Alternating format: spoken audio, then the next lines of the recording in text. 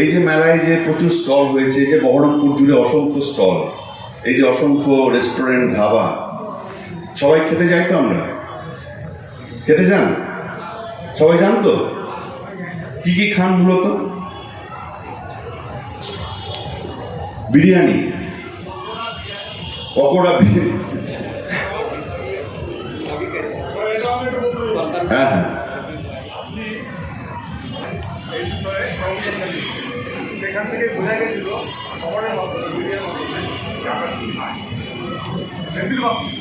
Thank you. তো আপনাকে, আপনি যা খাচ্ছেন সব অসুরক্ষিত খাদ্য।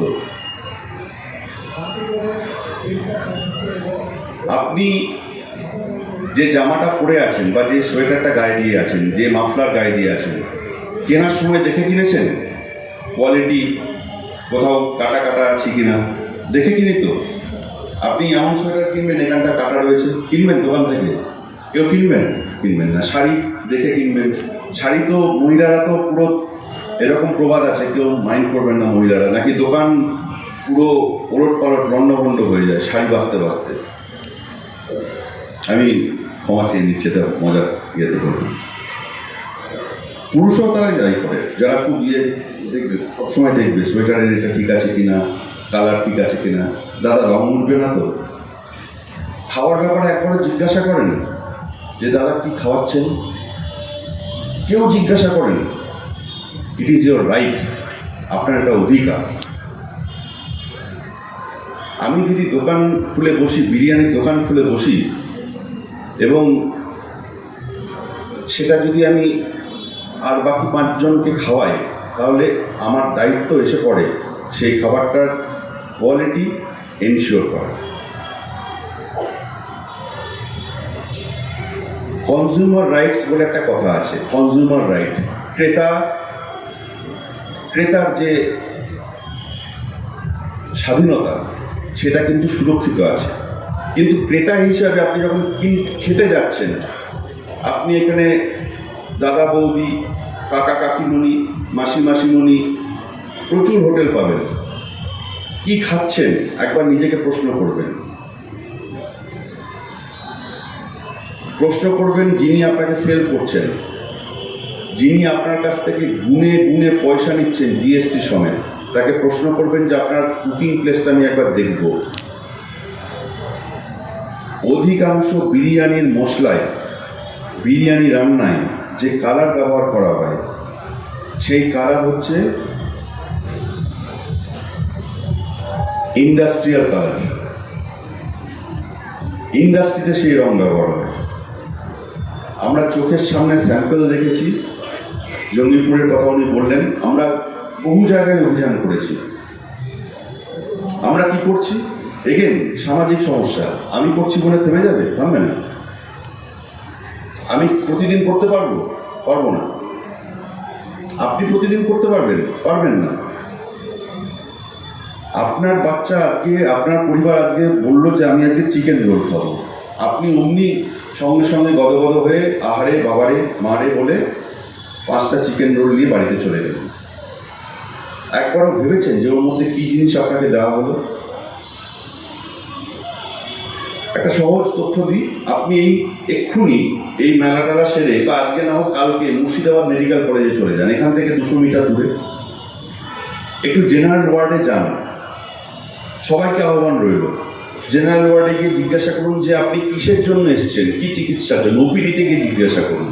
100 জনের পিছু 50 জন লোক করবে পেটের সমস্যা, এদিকে ব্যথা, আলসার, গলব্লাডার ঠিক মতো নিয়ে হচ্ছে না, গ্যাস হচ্ছে, অম্বল কথাটা আবার বাঙালির খুব প্রিয়।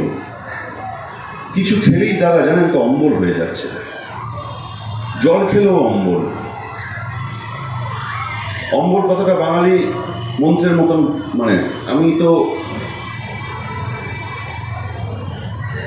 আমাদের গ্রামের একজন ছিলেন বয়স্ক মানুষ, তো বাবা আর পাচ্ছি না, জল খেলেই অম্বল হয়ে যাচ্ছে। এখনকার মানুষের জল খেলেই অম্বল হয়ে যাচ্ছে, হয় কোনোদিনও জল খেলে অম্বল। অ্যাকচুয়ালি অম্বলের কারণ সোর্স অন্য জায়গায়। আপনি যেটা যে ভালোবাসা নিয়ে বাচ্চার হাতে, পরিবারের হাতে, প্রিয়জনের হাতে যে খাবারটা তুলে দিচ্ছেন, এর থেকে তাকে স্টারভেশনে রাখুন, এর থেকে তাকে না খেতে দিন, সেটা বরং তাকে আশীর্বাদ করা হবে। ফুড হাইজিন নিয়ে আমরা বিভিন্ন ধরনের কর্মশালা করি।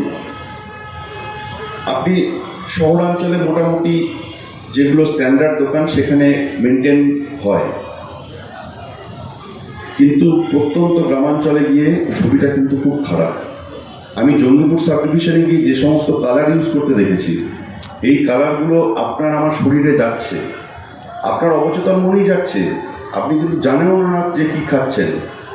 আমি একটা এমন জায়গায় এনফোর্সমেন্ট করেছিলাম যেখানে এক্সপায়ার্ড দুধ বিক্রি হচ্ছে, এক্সপায়ারি হয়ে গেছে দুধের এক্সপায়ারি হলে কি প্রবলেম আছে? কিছু প্রবলেম আছে?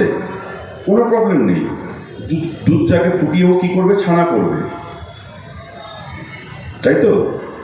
দুধের যদি এক্সপায়ারি হয়, এই যে মাদার ডেয়ারি বা ভাগীরথী মিল্ক যেগুলো আমরা পাউচ প্যাকেট খাই, এই যদি এক্সপায়ারি হয়ে যায় তাহলে কি হবে? ভয়ের কিছু নেই, ছানা করে দাও, ক্যালসিয়াম পাউডার।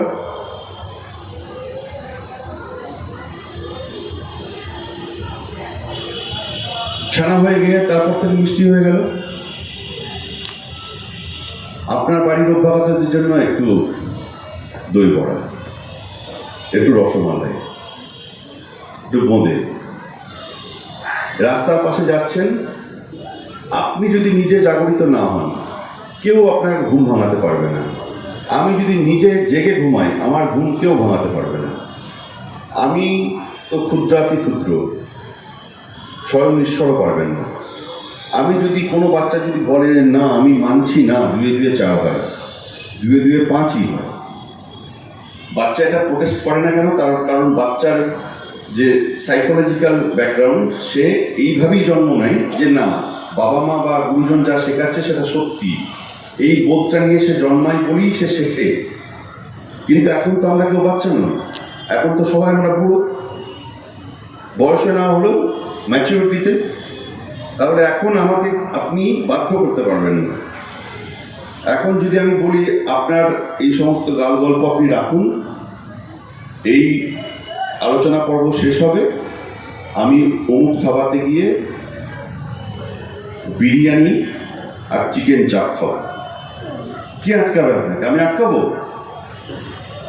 আমি পারি আপনাকে আটকাতে? নাগরিক, আপনার পয়সা, আপনি কষ্টার্জিত, আপনার উপার্জন, আমি কে আপনাকে আটকানো?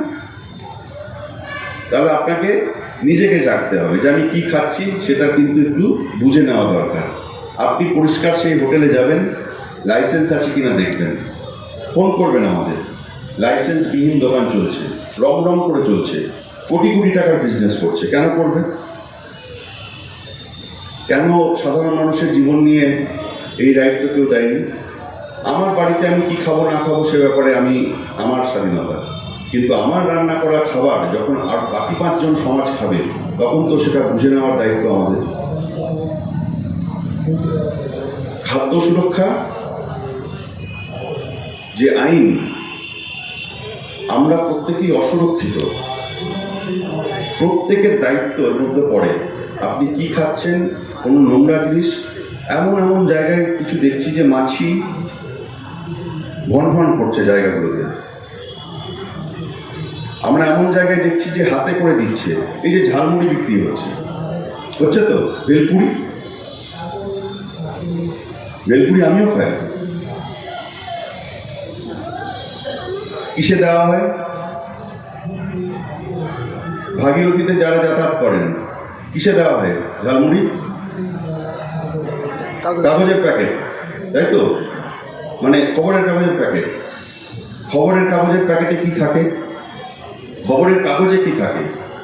খবরের কাগজে খবর থাকে। আপনি কি বলছেন? আর কি থাকে খবর ছাড়া? কালি থাকে। এই কালিতে কি থাকে? লেড থাকে, সীসা, পিবি। সীসা কি করে? ক্যান্সার।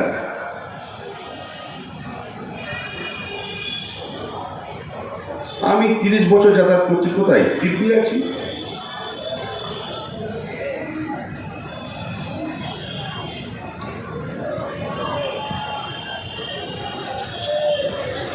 এরপরেও প্রশ্ন আছে যে যিনি বিক্রি করছেন তার হাতের অবস্থা, তিনি কম্পার্টমেন্ট টু কম্পার্টমেন্ট শিফট করছেন, কোথায় ধরছেন, কখনো এই যে একদিন এখানে